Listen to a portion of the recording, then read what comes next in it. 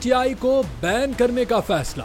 क्या हुकूमत इस फैसले से पीछे हट गई? पाकिस्तान तहरीक इंसाफ पर पाबंदी लगाने के हवाले से वजीर कानून आजम नजीर तारड़ का कहना है कि इस पर सियासी इत्तेहादियों से मुशावरत और कानूनी पहलुओं को देखकर ही कोई फैसला होगा।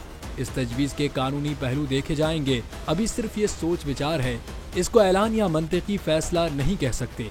उनका कहना था कि उनसे गुज़िश्ता बरस इस मामले पर मुशावरत हुई थी कि मामला इत्तेहादियों को एतमाद में लिए बगैर काबीना को नहीं भेजा जाएगा। उन्होंने मजीद कहा कि आर्टिकल 6 के मामले पर मुशावरत और पीटीआई के रहनुमाओं पर आर्टिकल 6 लगाने की बहस पार्लियामेंट में लाई जा सकती है।